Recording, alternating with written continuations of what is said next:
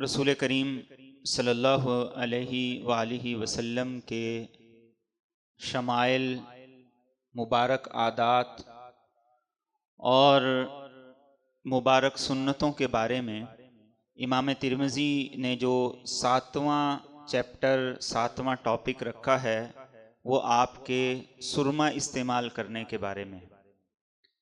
कुछ सुन्नतें ऐसी हैं जो बिल्कुल ही छूट गई हैं, मतरूक हो गई। उन सुन्नतों की तरफ हमारी तवज्जो नहीं है। उनमें से एक सुरमा लगाने की सुन्नत है। नबी करीम सल्लल्लाहु अलैहि वसल्लम की आदत मुबारक थी। इमाम तिरमिज़ी फरमाते हैं कि आपके पास एक सुरमादानी थी। आप रात को सोने से पहले सुरमा लगाया करते थे और उसकी रूटीन और आदत ये हुआ करती थी कि आप इस्मिद सुरमा लगाया करते थे। ये हमारे वो दोस्त जो हज पे जाएं या उम्रे पे जाएं, वो बहुत से तकल्लुफ़ात करते हैं, लेकिन जो काम की चीज़ें हैं उनका या पता नहीं है या उन्हें ढूंढ के तलाश करके नहीं लाते। ये इस्मिद सुरमा ये वहाँ से लाने की चीज़ है और कोई महंगा भी नहीं है, बड़ा मुनासिब सी कीमत का है। नबी करीम सल्लल्लाहु अलैहि वसल्लम ये सुरमा इस्तेमाल फरमाया करते थे और सहाबा से फरमाया करते थे ये सुरमा इस्तेमाल किया करो, इससे पलकें दराज होती हैं, लंबी होती हैं और बेनाई और नज़र तेज़ होती है। और अल्लाह के रसूल सल्लल्लाहु अलैहि वसल्लम रात को सोने से पहले ये सुरमा इस्तेमाल फरमाते थे और इस सुरमे का जो रंग है वो सुर्ख है, जो स्याही माइल है, यानी प्योर खालिस, बिल्कुल काला नहीं है, बिल्कुल ब्लैक नहीं है। और आपकी आदत मुबारक ये थी कि आप रात को सोने से पहले दोनों आंखों में 3-3 सिलाइयाँ लगाया करते थे। और अहादीस में ये भी आता है कि अगर कोई आदमी एक एक सिलाई भी लगा ले तो भी ठीक है। तो ये उन सुन्नतों में से है जो आज हमारे यहाँ मौजूद ही नहीं, ख़त्म हो गई। बिनाई का मसला है तो हम दुनिया का हर टोटका आजमा लेंगे, लेकिन इस सुन्नत की तरफ नहीं आएंगे। मौलाना तारिक जमील साहिब, उनकी आंखों में मसला हुआ तो वो बताने लगे कि डॉक्टर्स ने जवाब दे दिया। तो कहते मेरे सामने ये हदीस मुबारक थी तो मैंने ये इस्मिद सुरमा लगाना शुरू किया। जिस मसले पर डॉक्टर्स ने जवाब दिया था वो बिल्कुल ठीक हो गया, मेरी बिनाई पहले से बेहतर हो गई। तो रसूल करीम सल्लल्लाहु अलैहि वसल्लम की ये सुन्नत मुबारक है।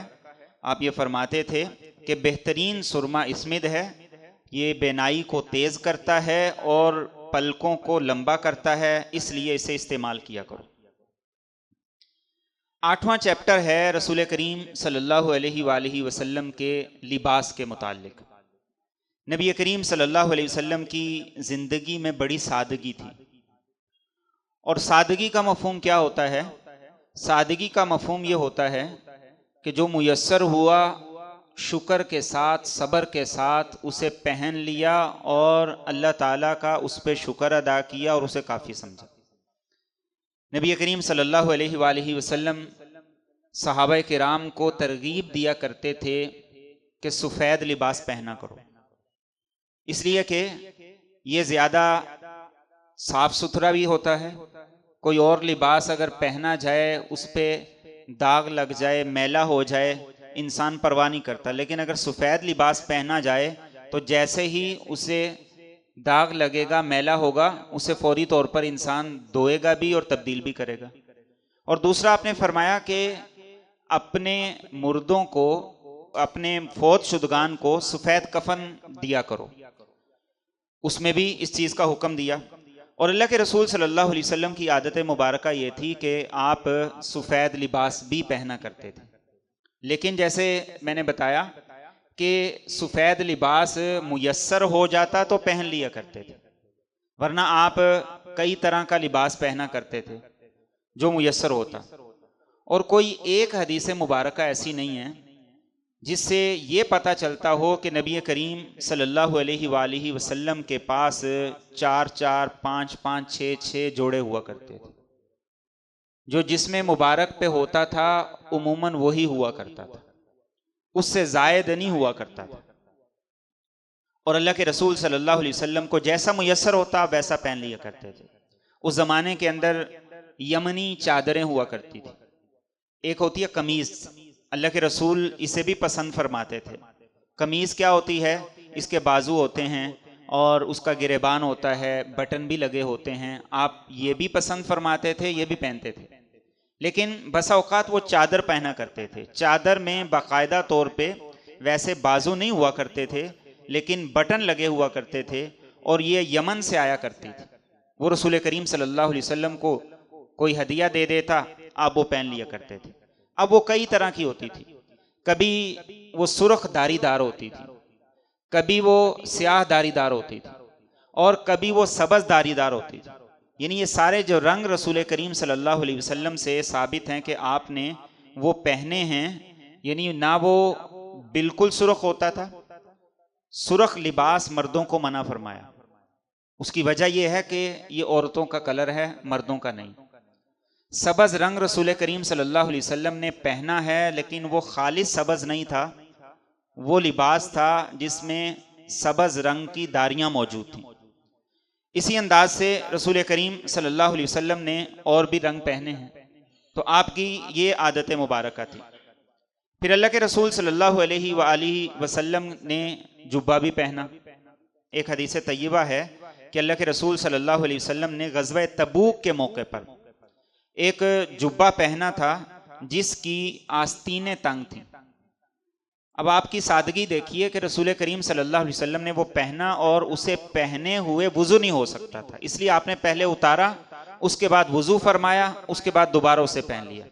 और एक सहाबिया कहती हैं, मैंने रसूल करीम सल्लल्लाहु अलैहि वसल्लम को देखा, आपने दो पुरानी चादरें ली हुई थी, एक से तहबंद बांधी हुई थी और दूसरी ऊपर ली हुई थी, और दोनों इतनी पुरानी थी कि रंग भी उड़ चुका था। लेकिन मेरे और आपके नबी सल्लल्लाहु अलैहि वसल्लम उसे अपनी शान के खिलाफ नहीं समझते। आप सल्लल्लाहु अलैहि वसल्लम जो भी लिबास होता था, उस लिबास को आप अल्लाह की नेमत समझ के इस्तेमाल फरमाया करते थे। एक मौके पे अल्लाह के रसूल सल्लल्लाहु अलैहि वसल्लम ने स्याह काले रंग की ऊन से बनी हुई एक चादर ली, जिसकी निस्बत से हम कहते हैं काली कमली वाले सल्लल्लाहु अलैहि वसल्लम। हज़रत आयशा फरमाती हैं, एक दफ़ा आपने वो भी ली, रंग उसका बिल्कुल स्याह था, लेकिन उसमें कुछ स्मेल थी, उसकी वजह से पसीना बहुत आ रहा था। तो नबी करीम सल्लल्लाहु अलैहि वसल्लम को चूँकि खुशबू पसंद थी, बदबू से आप नफरत फरमाया करते थे, इसलिए आपने उसके बाद दोबारा नहीं पहने। और सहाबा कहते हैं कि नबी करीम सल्लल्लाहु अलैहि वसल्लम इस सादगी के बावजूद जो लिबास पहनते थे वो आप पे खिलता भी था और बड़ा सजता भी था। चुनाचे हज़रत जाबिर रज़ी अल्लाह तआला अन्हु कहते हैं, और इसी मजमून की रिवायत हज़रत बरा बिन आज़िब रज़ी अल्लाह तआला अन्हु कहते हैं, सुर्ख दारीदार जोड़ा जितना मेरे नबी पे सजता था किसी और पे नहीं सजता था। फरमाते हैं, एक तरफ आपने वो सुर्ख दारी वाला जोड़ा पहना होता और दूसरी तरफ आपकी मुबारक जुल्फ़ें कंधों के करीब करीब पहुंच रही होती थी, तो मैं जब आपको देखता तो मैं यही कहता, आप जैसा हंसी किसी माँ ने न जना है न जन सकेगी। ये रसूल करीम सल्लल्लाहु अलैहि वसल्लम के लिबास की आदत थी। और हदीस एक बड़ी खूबसूरत है। इमाम तिरमिज़ी कहते हैं, अल्लाह के रसूल सल्लल्लाहु अलैहि वसल्लम जब कोई नया कपड़ा पहनते तो उसका नाम लेते थे। मिसाल के तौर पर ये कहते कि अल्लाह आपने ये अमामा दिया है, आपने ये कमीज़ दी है, आपने ये चादर दी है। फिर ये कहते अल्लाहुम्मा लकल हम्दु अंता कसौतनी, अल्लाह आपका बड़ा ही शुक्र है, आपकी बड़ी ही तारीफ है कि आपने मुझे ये पहनने के लिए अता किया। आज हम सोचें कितने लिबास रंग बरंगे तरह तरह के हमारे लटक रहे होते हैं, हमें ये नहीं समझ आती कि कौन सा पहने और कौन सा छोड़ें, लेकिन जुबान से ये अल्लाह की तारीफ के कलिमात नहीं निकलते। मेरे और आपके नबी सल्लल्लाहु अलैहि वसल्लम जब भी लिबास पहना करते थे अल्लाह का शुक्र अदा करते थे। ये शुक्र ही वो चीज है जो इंसान को भरता है। जिसके अंदर ना शुक्री होती है उसे पूरी दुनिया भी मिल जाए वो हमेशा खाली रहेगा। आपकी आदत मुबारक ये थी कि आप जब भी लिबास पहनते तो कहते अल्लाह आपका शुक्र है आपने ये लिबास अता किया, और फिर अगली दुआ ये किया करते थे, ए अल्लाह मैं आपसे इस लिबास की खैर और भलाई का सवाल करता हूँ, और जिस मकसद के लिए ये बनाया गया है उस मकसद की खैर और भलाई का सवाल करता हूँ, और ए अल्लाह इस लिबास के शर और बुराई से मैं आपकी पनाह मांगता हूँ, और जिस मकसद के लिए ये लिबास बनाया गया है उस मकसद के शर से और उसकी बुराई से आपकी पनाह मांगता हूँ। मुहद्दिसीन लिखते हैं कि ये एक दुआ है, इंसान लिबास पहनते हुए अगर इसे पढ़े, इसको अपने सामने रखे, तो अल्लाह ताला उसको दुनिया और आखिरत दोनों की खैरें अता करेंगे। लिबास की खैर क्या है? लिबास की खैर यह है कि वो नापाक ना हो, पाक हो। लिबास की खैर क्या है? कि लिबास साफ सुथरा हो, मैला ना हो।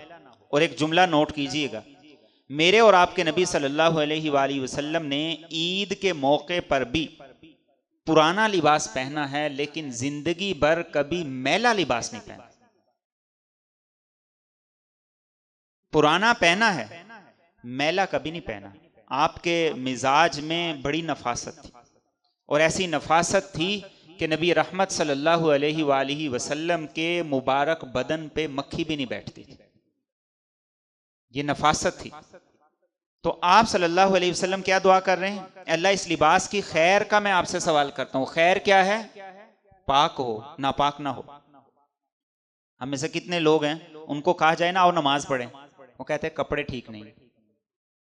अगर ये दुआ पढ़ी जाए लिबास के पहनते हुए तो ऐसा जवाब जुबान पे ना आए। और लिबास की खैर क्या है? कि इस लिबास को पहन के शुक्रगुजारी के जज्बात हों।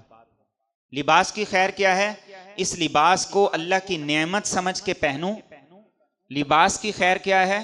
कि लिबास सर्दी और गर्मी से तहफ़्फ़ुज़ का जरिया बने। और लिबास की खैर क्या है? कि लिबास इंसानी सतर को भी छुपा दे। और अगर ये बातें नहीं है, नापाक है, तो ये खैर नहीं है, ये शर है। अगर वो सतर को नहीं छुपा रहा तो ये खैर नहीं है, शर है। अगर वो हराम पैसे से है तो वो खैर नहीं है, शर है। और अगर वो मैला है तो ये खैर नहीं है।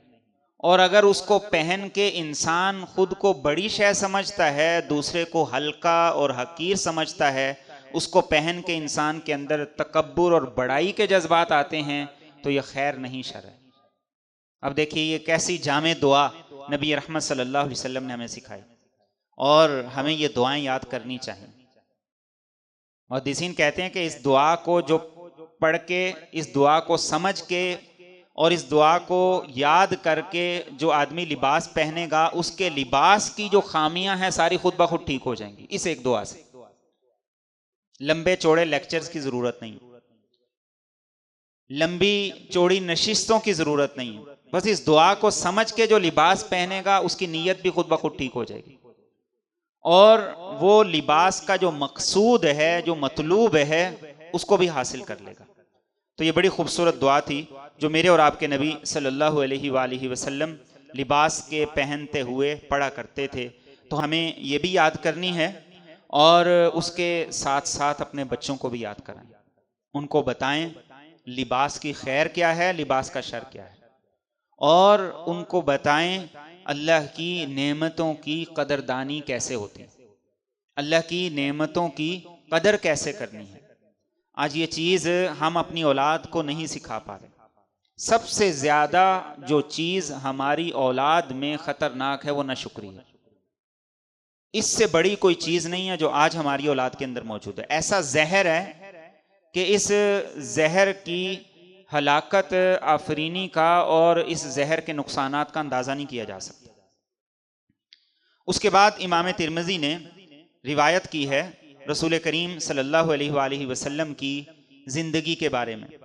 आपकी ज़िंदगी का गुज़र बसर कैसे होता था, इसको इमाम तिरमिज़ी ने 2 जगह पे रिवायत किया है। ये इंशाल्लाह आगे चल के जहाँ ये बाब आएगा, ये चैप्टर आएगा, वहाँ हम इस पर तफसील से बात करेंगे।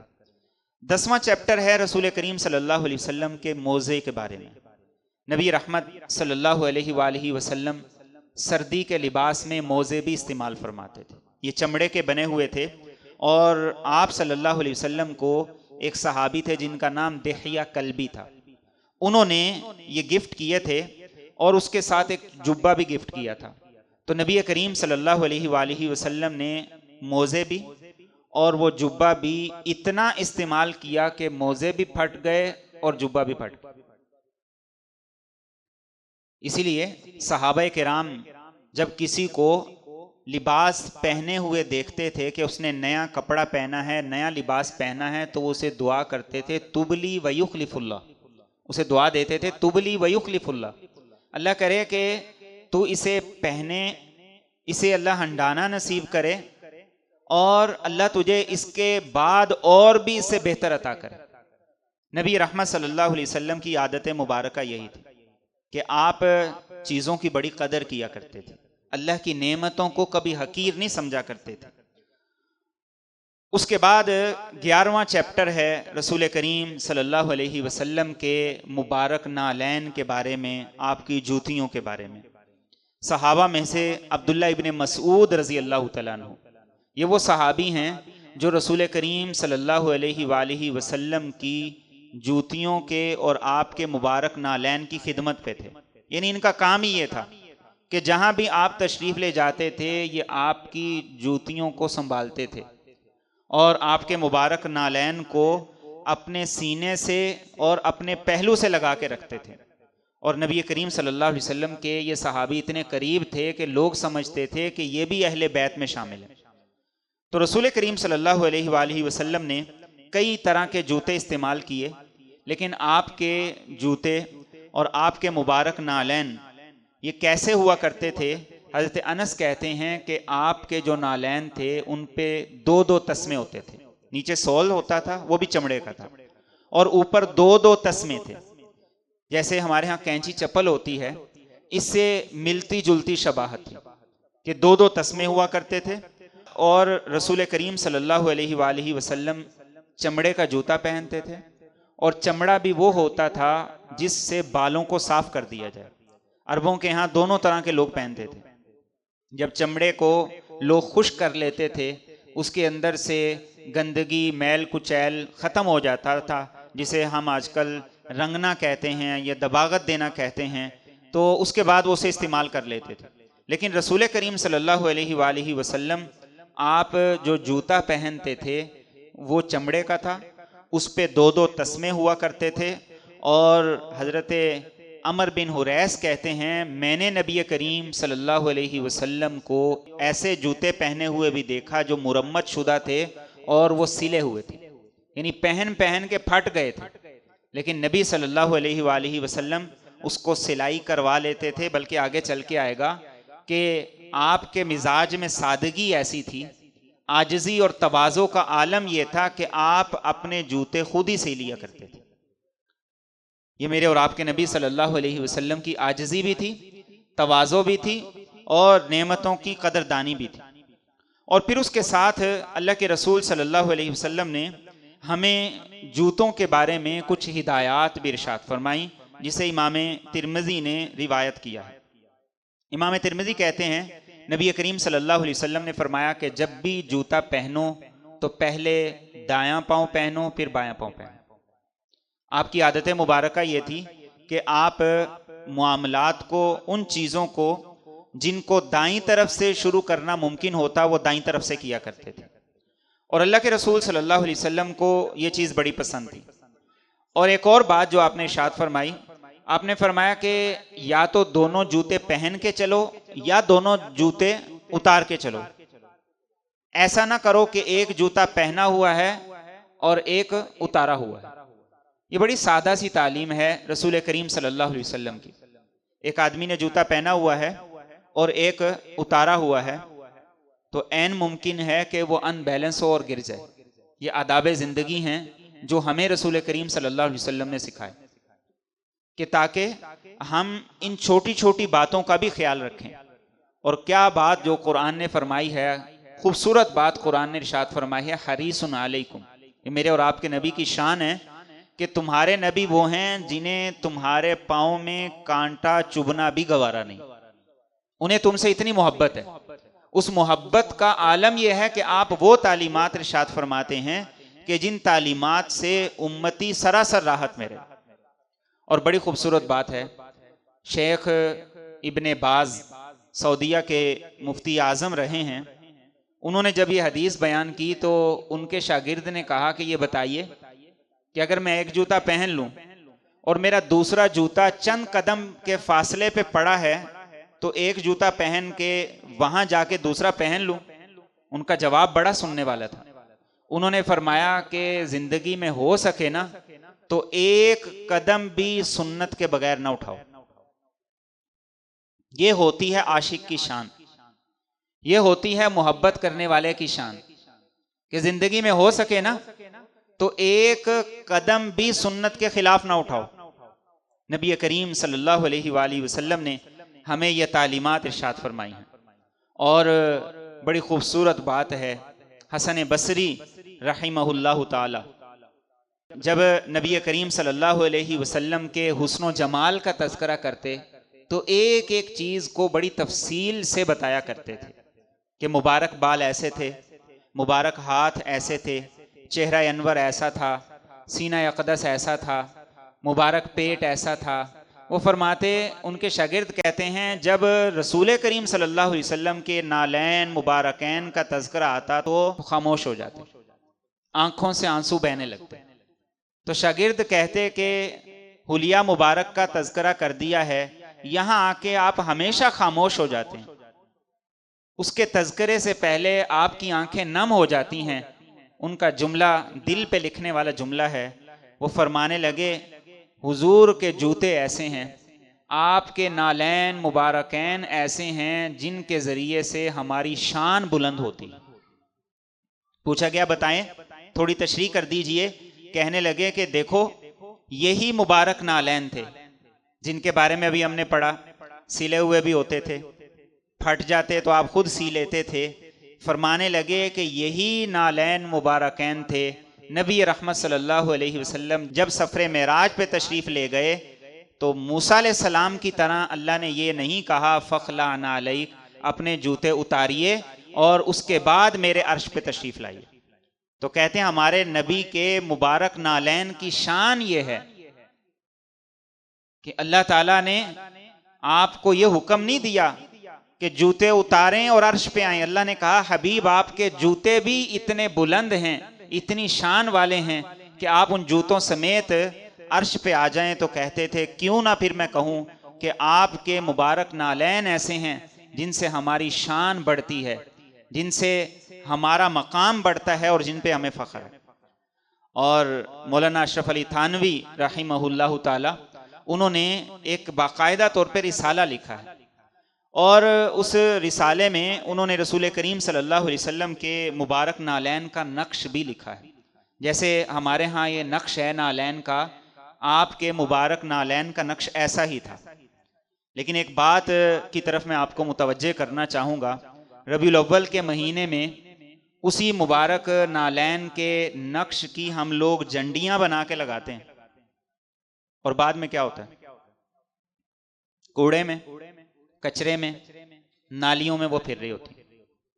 मौलाना अशरफ अली थानवी रहिमहुल्लाह ताला लिखते हैं कि किसी आदमी का कोई काम ना हो रहा हो, मुश्किल परेशानी में, तो कहते हैं मेरा आजमाया हुआ अमल यह है कि वो रात को उठ के तहज्जुद पढ़े, जितने नवाफिल पढ़ सकता है पढ़े, नवाफिल के बाद 10 मरतबा दुरूद पाक पढ़े, 10 मरतबा ला इलाहा इल्लल्लाह पढ़े और 10 मरतबा इस्तिग़फ़ार पढ़े और फिर रसूल करीम सल्लल्लाहु अलैहि वसल्लम के मुबारक नालैन का नक्श अपने सर पे रखे और अल्लाह से कहे, बारी ताला जिस हबीब के नालैन का नक्श मैंने सर पे रखा है, मैं उनका अदना सा गुलाम हूँ, मेरा ये काम है, आप कर दीजिए। और इसके बाद वो मुबारक नक्श सर से उतारे, आँखों पे लगाए, सीने पे लगाए, उसको चूमे तो अल्लाह उसकी परेशानी को हल कर देंगे और उस मुश्किल से उसको निकाल देंगे। तो ये मेरे और आपके नबी सल्लल्लाहु अलैहि वसल्लम के नालैन के नक्श की बरकत है। तो अगर सारी ज़िंदगी आपके उसवा के मुताबिक, आपकी सुन्नतों के मुताबिक, आपकी आदात के मुताबिक हो, तो हमारी शान, हमारा मकाम अल्लाह की बारगाह में कितना बढ़ जाएगा, इसको हम सोच भी नहीं सकते।